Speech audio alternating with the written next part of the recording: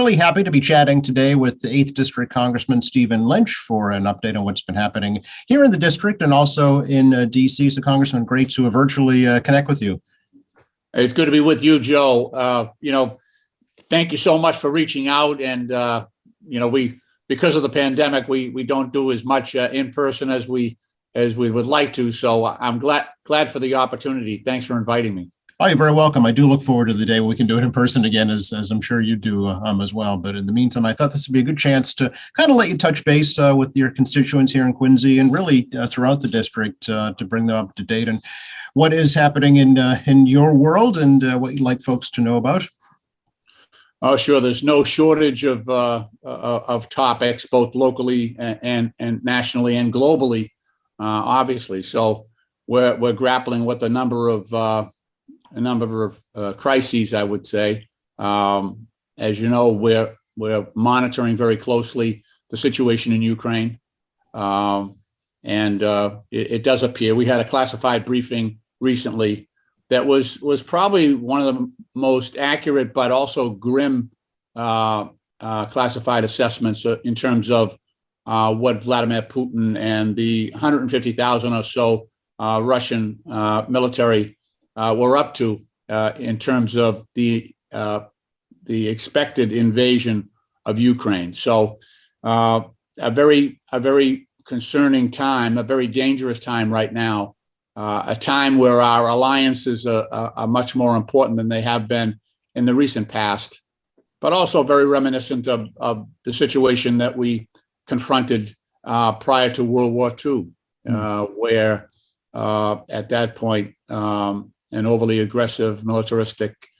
Germany threatened Poland, Czechoslovakia, and others at the beginning of World War II. So I'm hopeful, but I have to be realistic about the expectations that Putin will indeed invade Ukraine. So we have to be prepared to meet our obligations under the NATO Charter, Article 5, with our partners. So I think so far, President Biden has done exactly that.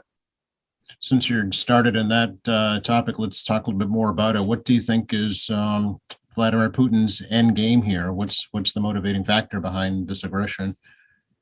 Well, he's an ideologue, and so this is not about the short term. This is about playing the long game. And he has said that he would like to reassemble the Soviet Union by gobbling up individual countries. He's taken Crimea, part of Ukraine already, and there were no immediate consequences to that. There were sanctions, but I think he was willing to absorb those and to amortize those costs. He seems to be taking a bigger grab this time with respect to the entire country of Ukraine, 44 million people whose freedom would disappear under a military attack. He's also threatened Moldova and a number of other countries. So there's been an ongoing tension there. I'm concerned, especially because of the approach of NATO. We have to work with our allies, and our wishes don't necessarily prevail as a country in that international institution. So it appears that NATO has taken the position that economic sanctions will be applied if Russia were to invade. But I've spent a fair amount of time in that part of the world, been back and forth to Ukraine many times. And Russia's attitude may be entirely happy with that in terms of, sure, we get Ukraine and you fine us, basically, with economic sanctions. And I am entirely uncomfortable with that. We have other countries like China that has always played the long game. And if we told them, we're going to put a price on Taiwan, they would pay it. They would pay it. And they would amortize those costs over the next century or so. So we have to be very careful about laying our cards on the table as NATO did. It would be better, I think, to keep Russia and China guessing about what our responses would be, rather than laying our cards on the table and saying that, our response will be entirely economic and with sanctions against individuals.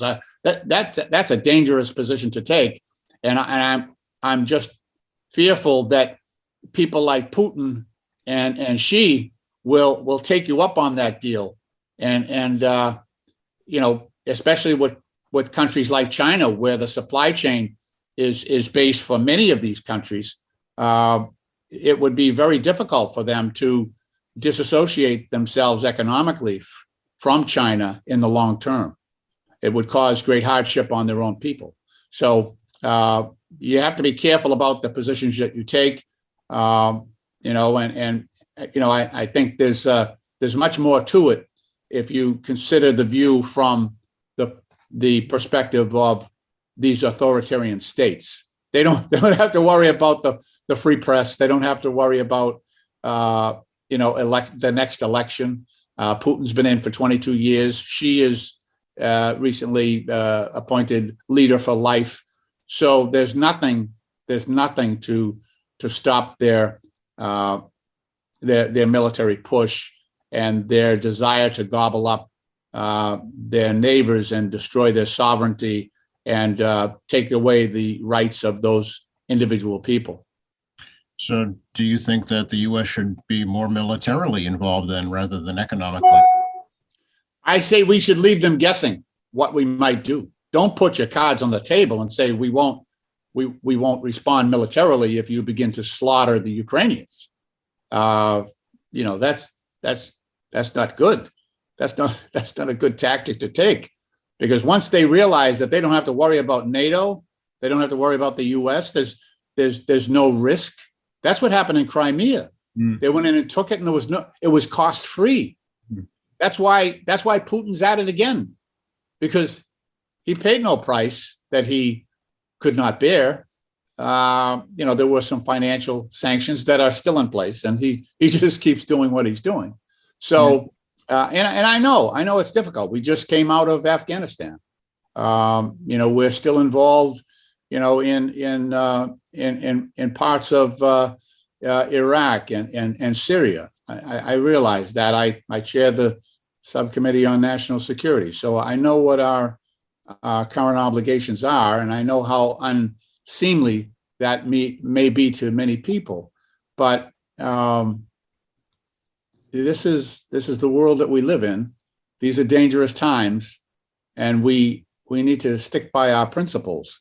And while we don't have to declare war, we could make it clear that when a major country like Russia uses military force against a country of 44 million people, and given the fact that we do have troops in Poland, Romania, Germany, anything can happen.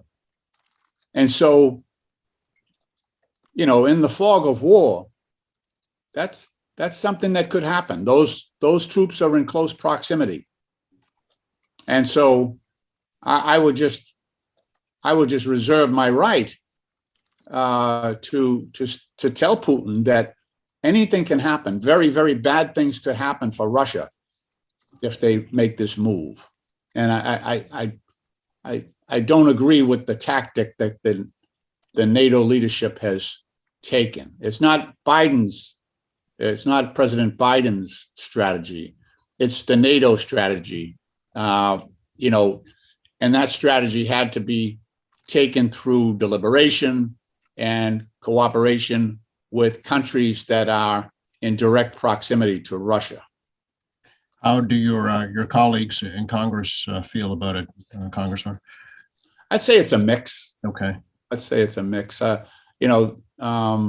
They're on a lot of, it's sort of in my bailiwick because of my chairmanship on national security. So I've been there many times, and I understand the situation probably a little bit better than most.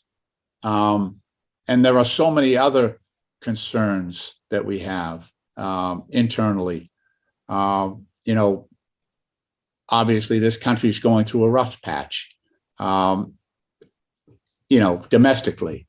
We had the attacks on the Capitol on January 6th against our government. Nothing makes Putin happier. Nothing makes our adversaries happier than seeing Americans attacking each other, attacking their government. It's a shameful, and you know, just despicable situation. But it's what we're dealing with. So, you know, while we're trying to deal with these international crises, we're also trying to mend those wounds that occurred on January 6th and that continue in some ways today. Can we talk a little bit about some district issues? And primarily, I know you're very involved with the compressor station in North Weymouth and the latest developments there after the FERC meeting. Right. Well, as you know, FERC came out belatedly and issued a report that, you know, under the FERC guidelines, the siting of that compressor station should not have gone forward and that it was not in compliance. But that's after the fact, after the place is built, after it's up and running. So, you know, I filed a request to ask PHMSA and FERC, two agencies that have jurisdiction, to rescind the licensing permit to allow that plant to go forward. And my argument was that we were not given, and I'm speaking on behalf of Quincy and Weymouth and Abington and Braintree, all and beyond those other communities. Hingham is also concerned. My argument was that we were denied due process. All of those protections and the regulatory process that we engaged in. I had PHMSA and FERC come into Weymouth and do in-person hearings. We demanded that. And they went through the motions as if they were actually forcing the company, the gas company, to comply with federal regulations. But they had not. They had not. So our ability to have a say and to use those regulations to protect the safety of the families in that area were denied. And FERC admits that now. So my request was, okay, let's do this all over again. Let's pull the permit and make them go through this process again for another 8 years. And let's see where this ends up. So, you know, we're trying everything we can. We've been in court already. You know, Mayor Koch, you know, Mayor Headland, Mayor Kokoros, Mayor Sullivan before him, all were engaged in this and spent a fair amount of money trying to defeat this. You know, the Fall River residents against the compressor station, FRAX, has been very, very active and relentless, I would say, in their opposition to this. The Weymouth City Council has been terrific. All of my colleagues, state senators, state reps, all have been terrific. So we've done everything we could, and there was a you know, an error on the part of the regulator in issuing this. So now we're trying to roll this back, but it's tough. It's tough. You know, part of the reason is that the Natural Gas Act, which passed in the 1930s,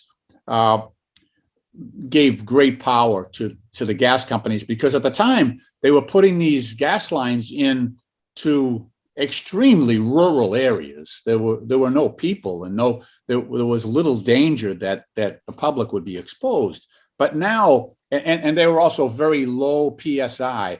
The pounds per square inch in these pipelines was very, very low. Oftentimes less than 5 pounds per square inch. But now they're putting high pressure gas lines in proximity in the inner cities because of the demand. And so the danger is pronounced.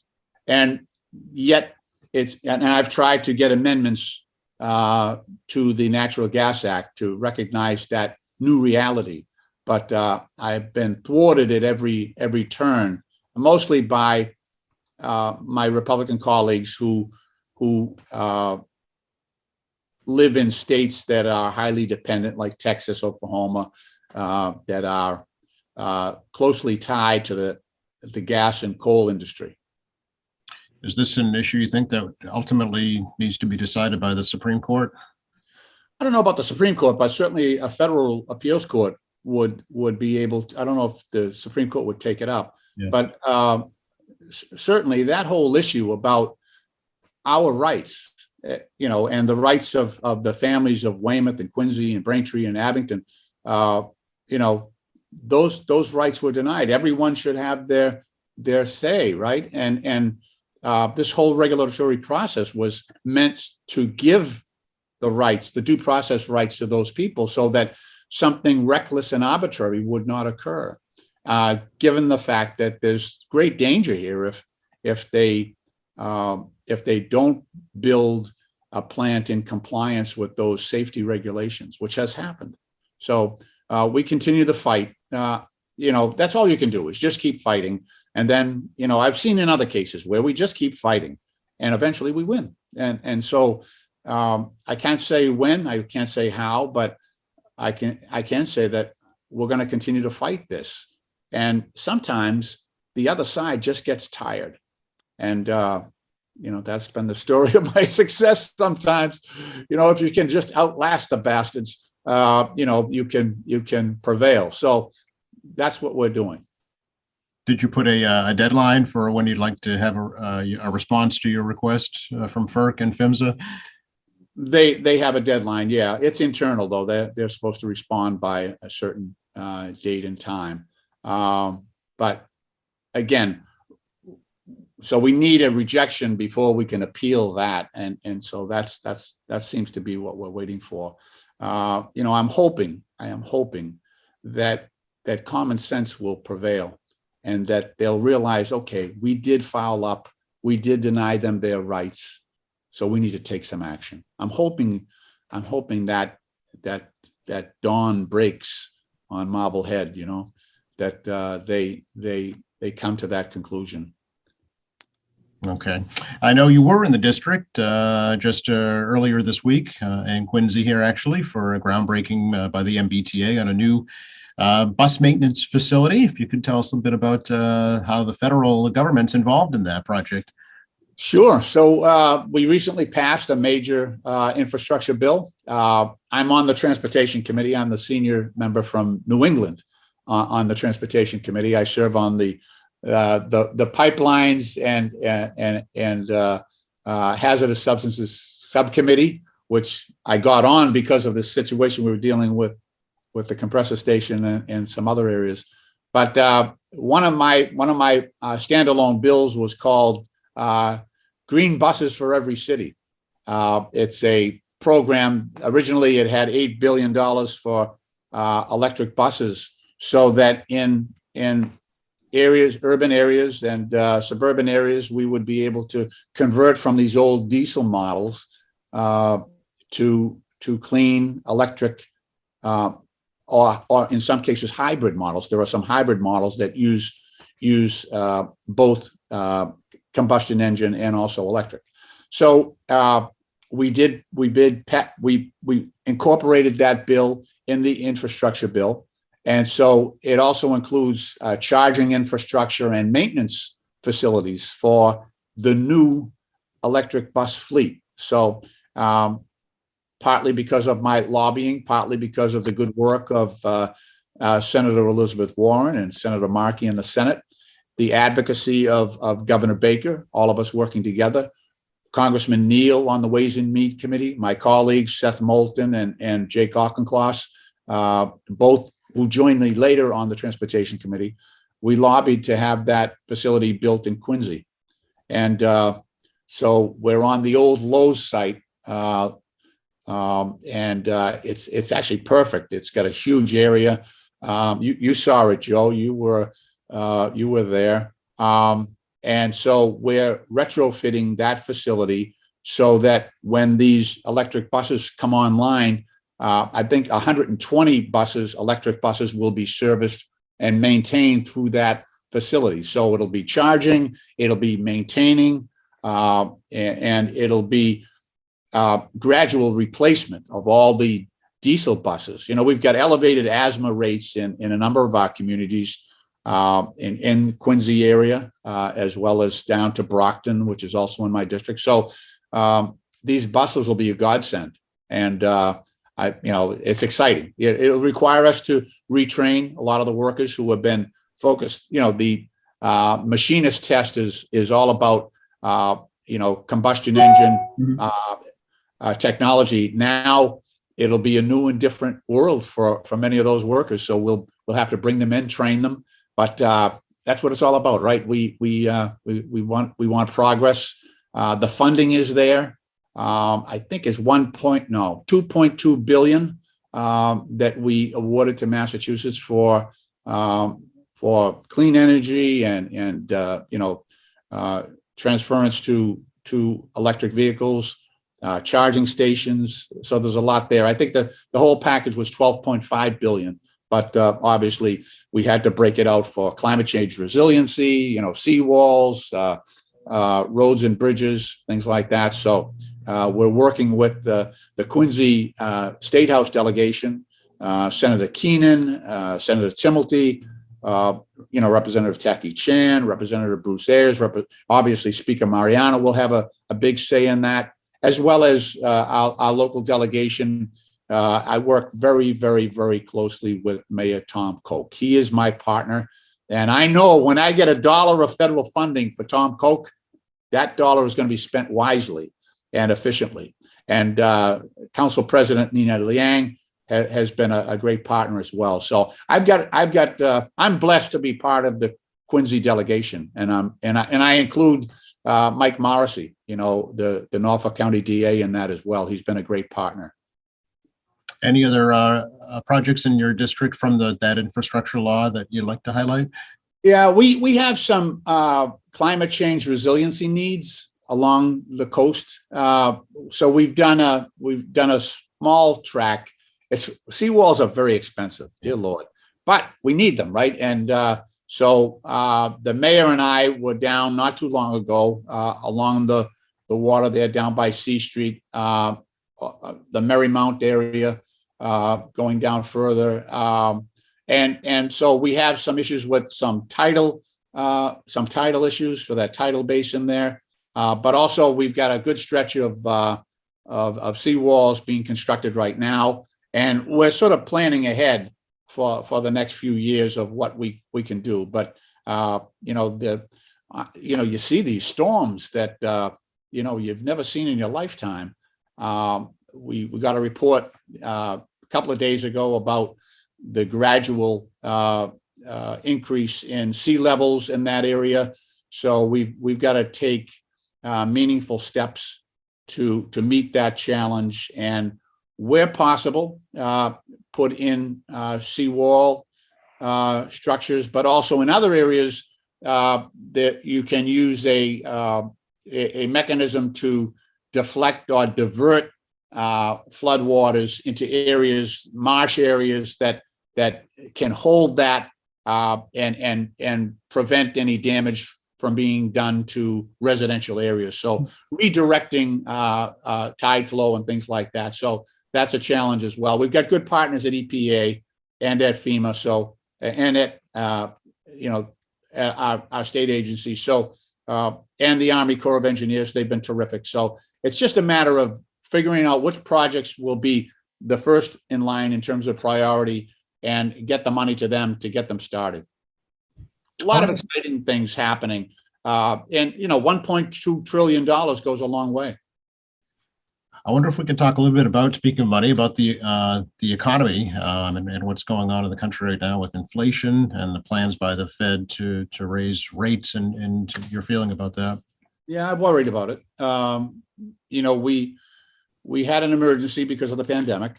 So Congress pushed money out, the Payroll Protection Act, the Small Business Relief Act, the Restaurant Funding Act, extending unemployment benefits. And we got it out in a hurry. We pushed it out there in a hurry. And the good news is that we kept a lot of people in their homes. We kept a lot of businesses running to get through it. And now it looks like we're at the end of this. The problem is we've pushed an awful lot of money out at a time when there was also a constriction of the supply chain because of pandemics, the various COVID variants, we've had a prolonged period of lack of production, so a lack of supply.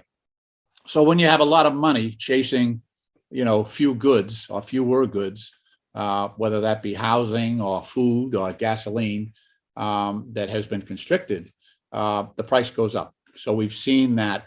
I think we will fix the supply chain issues sooner than we will fix the demand issue, and that's what the Fed is looking at.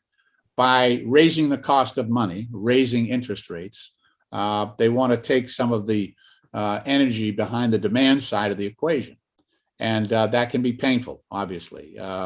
It means higher rates for mortgages. It means higher borrowing costs for those who want to borrow money. So it does what it was meant to do, which is lower demand and slow the economy down a bit, and get us back into a stasis of balance. That can be painful. It's not a happy position to be in, but under the circumstances, I'm not sure we had many good options. This was an emergency. All that funding was emergency funding, but there are consequences to that. And the Fed, we're watching the Fed very closely. They seem to have come to the realization that at least 4 interest rate increases will occur in the coming year to 18 months. I'm not quite sure the increments of those increases. I imagine they would try to do that in smaller increments, but we'll just have to wait and see. Sure. The social infrastructure legislation, Congressman, can you kind of bring us up to date on where that stands? Well, a lot of what we did was social infrastructure, right? Mm-hmm. We put a moratorium on rent increases, mm-hmm. So that people couldn't be forced out of their homes in the middle of a pandemic. We put in a freeze on firing. Many of these public housing developments have to be maintained, regardless of whether the money's coming in on rents or not. So we pushed money out to public housing agencies to keep people in their homes. We covered healthcare costs and premiums. We suspended student loans. We pushed out, like I say, probably $2 trillion that went to address mostly the housing needs that people had. But the important part is that we preserved everyone's position. So not only did we tell the tenant that they could, they didn't have to pay their rent, we told the landlord, don't worry, we'll cover your mortgage as well. And then we right up the chain. So the bank was covered, the landlord was covered, the tenant was covered. And so all of that, like I say, maintained a certain stasis. But now we're coming to the end of this, and we're going to have to work all of this out. So I know part of this is state regulation, part of it is federal regulation, and we still have a lot of work to do.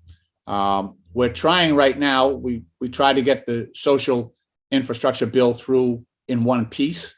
That met opposition from some of our colleagues in the Senate, Senator Manchin, Senator Sinema. Frankly, I think there are 2 pieces there that are hugely important. One is the child tax credit. that actually provided enormous benefit to families raising kids, and was a huge shot on the arm. This was a direct benefit to them. They were getting an extra check to sustain their households, and that's still very, very important. We're not through this yet. And the other piece was universal pre-K. So when you think about it, we were trying to, and this is still our effort, establish universal pre-K in every city and town in America, so that we could use pre-K to introduce very young children, 3-4 years of age, into a setting where they would be comfortable in a learning environment. And it would actually add a year or 2 years to the education process of all of our children. And we're in a global competition here. So think about what that would mean. Oftentimes, we find that when kids come into first grade or kindergarten, they are not ready to learn. The social aspects of being in a structured learning environment is foreign to them. They're not ready to learn. Some kids are, but many are not. And I think that causes a delay in their educational progress. So by having universal pre-K and paying teachers, to take on that responsibility for those younger children, 3-4 years of age, even though, look, they won't be learning calculus or geometry. This is just basics of being together, following instructions, alphabet, numbers, just the very baseline of education for these children. But it will start a couple of years earlier than it would have otherwise. So we think we maximize the time, the class time for these children, so that when they do get to kindergarten, when they do get to first grade, they are ready to go. And so ready to learn. And so that's the object. And so we've worked Senator Sinema and Senator Manchin pretty hard on this. And we continue to work our Republican colleagues. It shouldn't be on the Democrats to do this alone. So we're trying to persuade our Republican colleagues as well that this is a good thing for America, and this will help us all in our global competition. So those two pieces, I think I would be willing to break those out and vote on them and get them approved in piecemeal, in chunks, as the president has said. In order to get those programs up and running, that they will be, especially the universal pre-K piece, it will require a lot of work. So if we break that out early, get the funding out there, get the teachers hired, get the facilities squared away, that'll be a great undertaking. So I think we need as much time as possible. Some of these other things can happen with the stroke of a pen, such as the tax credit. It can be renewed. But anyway, so that's my spiel on the social infrastructure bill. Yeah, interesting. On the other end of the spectrum, do you think Social Security will remain solvent? I do, for a number of reasons. Very tragically, many of the deaths that occurred were in the aged population. I know from my own experience in my nursing homes in my districts, I have about 800,000 people. So we saw great tragedy among many people who were Social Security recipients in that cohort. We also know that there is great agreement on the part of the Democrats and Republicans about the needs of Social Security and the need to keep that program up and running. So I think there's a general recognition that program works very, very well, and there's a commitment there to make sure that it is sustained. So I feel good about that. I don't think we're at risk. It needs work. It needs adjustment, as it always does. But the age has increased. We back years ago, they changed the protocol for being eligible for payments. That age piece has gone up and up and up, and will continue to do so. And I, as I said before, I think there's a willingness on the part of Congress to work together to make sure that we sustain that program. Anything else you'd like to let folks know about right now, Congressman? Well, I just want to say what an honor it is for me to serve. The people of Quincy have been wonderful to me. Many of my family members have moved down there. As I've said before, they went in search of parking and they found it, and they've become part of the city of Quincy and that wonderful, wonderful community. I do want to just say what an honor it is to work with your delegation, with our delegation. We've got a great group there. The city councilors are all hardworking. Your town officials. I talked before about Mayor Koch. He's one of the. Look, I have 3 cities. I've got 21 towns. I've got about 800,000 people that I represent, and there's nobody better than Tom Koch. As a manager, as a human being, like I say, when I get federal money for Quincy, I know it's going to be spent well. And at the state level, I mean, you should be very proud that you've got Speaker Ron Mariano, Speaker of the House.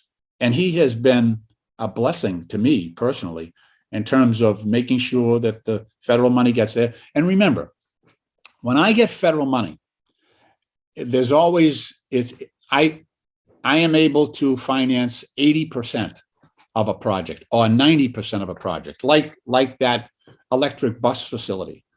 But the remaining 10% or 20%, depending on the program, has to come from the state or from the municipality in some cases, depending on the program. So I rely very heavily on Ron Mariano and Senator Keenan and Taki Chan and Bruce Ayers and Ron Mariano, especially being the speaker, to come up with that 10 or 20%. And remember, if like in the case of the Quincy electric bus facility, if there's, say, $100 million going in there of federal money, they've got to come up with either 10 million or 20 million of state and city money. So it's, I hope I've made clear that it's a partnership, and that I really appreciate. And sometimes it's harder to come up with that 20 million or 10 million at the local level than it is for me to come up with the 80 million in DC because of the size of the budget. So I am grateful. I've got wonderful, wonderful partners. City Councilor Nina Liang has been wonderful. And so, I feel blessed to be able to represent Quincy in the and my entire district in the United States Congress. These are, we're going through a rough patch in this country right now. But I'm hoping we can come together, not just because of the threats we face globally, Ukraine and other situations, but internally for the goodness of the people that we serve. We've got to come together, Republicans and Democrats, and really focus on the things that are right for this country, and think again in the long term about the future of our children and the kind of world we want to leave behind. So I'm thankful for all of that. I'm the luckiest guy in the world. I really am, to have the job that I have. And I'm just very thankful that this is not a thankful job. Not a thankless job. When I was in Quincy the other day, I had a chance. I stopped at the Stop and Shop over there on Newport Ave, and ended up holding court there in the supermarket. But people are so good. They say thanks for what you do, and that goes a long way. It goes a long way. Well, we appreciate your time here at QATV. Thank you for chatting with us. And please, if we can do anything to help your effort, give us a call. Well, thank you, Joe. I really do appreciate your show and Quincy Access Cable, because you bring so many of the local issues that wouldn't get play on a big network, but are dearly important to the people that we represent. So I really appreciate the job that you do as well. Thank you. Thank you. Have a good day, Congressman. You too, Joe. Stay safe.